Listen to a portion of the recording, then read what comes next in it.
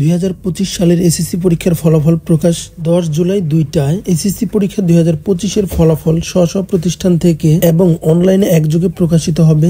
2025 সালের এসএসসি ও সমমানের পরীক্ষার ফলাফল প্রকাশ হবে 10 জুলাই। এবার মোট 9,28,970 জন শিক্ষার্থী পরীক্ষার জন্য ফর্ম পূরণ করেছিল। তবে 2024 সালের তুলনায় এবার প্রায় 1 লক্ষ শিক্ষার্থী কম অংশ নিয়েছে। এইবার অনুপস্থিতির হার বেশি ছিল। প্রথম দিনে 11টি শিক্ষা বোর্ডের অধীনে প্রায় 26,928 জন শিক্ষার্থী পরীক্ষায় অংশ নেননি, অর্থাৎ তারা রেজিস্ট্রেশন করেও কেন্দ্রে আসেনি। এসএসসি রেজাল্ট প্রকাশের দিন সকাল থেকে ফলাফল জানা যাবে শিক্ষা বোর্ডের অফিসিয়াল ওয়েবসাইট থেকে।